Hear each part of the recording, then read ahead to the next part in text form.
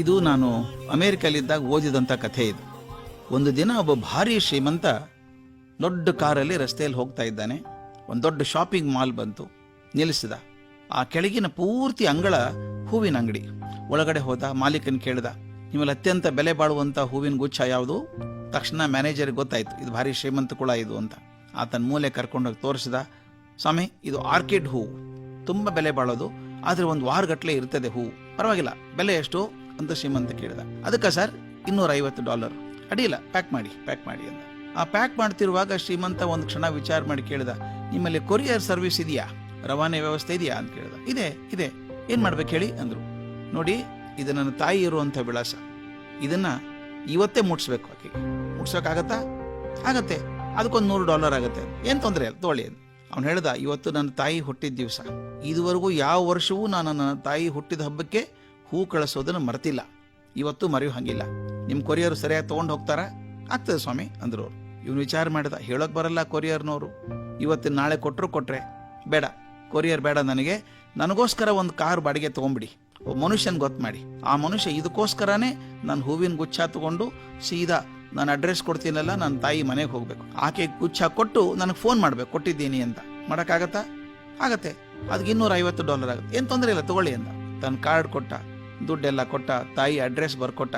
ಸಂತೋಷ ಆಯ್ತು, ಅಂತೂ ಈ ವರ್ಷನೂ ಮರೀಲಿಲ್ಲಲ್ಲ ಹೂ ಗಳಿಸೋದು. ಹೊರಗಡೆ ಬರ್ತಾ ಇದ್ದ, ಮೆಟ್ಲು ಇಳಿಯುವಾಗ ನೋಡ್ತಾನೆ, ಮೆಟ್ಲ ಮೇಲೆ ಒಂದು ಹುಡುಗಿ ಕೂತ್ಕೊಂಡಿದೆ, ಪುಟ್ಟ ಹುಡುಗಿ, ಒಂದು 5-6 ವರ್ಷದ ಹುಡುಗಿ ಇರ್ಬೇಕು. ಅಳ್ತಾ ಇತ್ತು. ಯಾಕಮ್ಮ ಅಳ್ತಾ ಇದೀಯಾ ಅಂತ ಕೇಳ್ದ. ಆ ಮಗು ಹೇಳ್ತು, ಅಂಕಲ್ $1 ಕೊಡ್ತೀರಾ ಅಂಕಲ್? ಯಾಕಮ್ಮ ಅಂತ ಕೇಳ್ದ.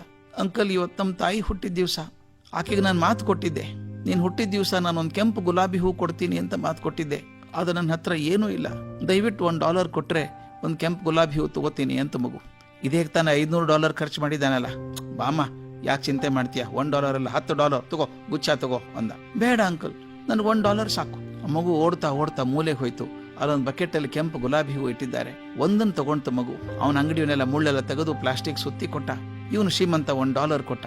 ಆ ಮಗು ನನ್ನ ಕಣ್ಣಲ್ಲಿ ನೀರು ಒರೆಸ್ಕೊಂಡು, ಥ್ಯಾಂಕ್ ಯು ಅಂಕಲ್, ಅಮ್ಮನಿಗೆ ಕೊಟ್ಬಿಡ್ತೀನಿ ಹೋಗೀಗ ಅಂತ ಸರ್ರ ಅಂತ ಓಡ್ತು. ಎಷ್ಟು ವೇಗವಾಗಿ ಓಡಿದ್ಲು ಅಂದ್ರೆ, ಮೆಟ್ಲು ಸರ ಇಳ್ಕೊಂಡು ಎದುರಿಗಿನ ರಸ್ತೆ ದಾಟಿ ಸರ್ರ ಅಂತ ಹೋಗ್ಬಿಡ್ತು ಹುಡುಗಿ. ಇವನು ಒಂದ್ ಕ್ಷಣ ಅನ್ನಿಸ್ತು, ಹತ್ರನೇ ಇರ್ಬೇಕು ಮನೆ, ಇಷ್ಟು ಆತುರವಾಗಿ ಹೋಗ್ತದೆ ಮಗು ಅಂದ್ರೆ ಹತ್ತಿರದಲ್ಲೇ ಮನೆ ಇರ್ಬೇಕು. ಆ ಮಗು ತಾಯಿಗೆ ಹೇಗೆ ಹೂ ಕೊಡ್ತಾಳೆ ಅನ್ನೋದು ನೋಡ್ಬೇಕು ಅನಿಸ್ತ ಅವನಿಗೆ. ತಾನು ಆಕೆಯಿಂದ ಓಡ್ದ. ಆ ಮಗು ಚುರುಕಾಗಿ ಓಡುವಂತ ಹುಡುಗಿ ಇವನ್ ಹಿಂದೆ ಬೆನ್ನು ಹತ್ತಿದ. ರಸ್ತೆ ದಾಟಿ ಒಂದು ಪುಟ್ಟ ಊರಿನಂತದಿತ್ತು, ಅಲ್ಲಿ ಹೋಯ್ತದು. ಸಂಧಿ ಓಡ್ಬಿಟ್ಟು ಕೊನೆಗೆ ಊರು ದಾಟಿ ಹೊರಗಡೆ ಬಂತು. ಅಯ್ಯೋ, ಊರ್ ಹೊರಗೆ ಹೋಗ್ತದಲ್ಲ ಮಗು ಇದು ಅನ್ಕೊಂಡ. ಅಲ್ಲಿ ಹೋಗಿ ಒಂದು ಸ್ಮಶಾನದೊಳಗೆ ಹೋಯ್ತು ಮಗು. ಅಲ್ಲಿ ಅವತ್ತೇ ತಾನೇ ಮಾಡದಂತ ಒಂದು ಸಮಾಧಿ, ಮಣ್ಣು ಗುಡ್ಡೆ ಏರ್ಸಿಟ್ಟಿದ್ದಾರೆ.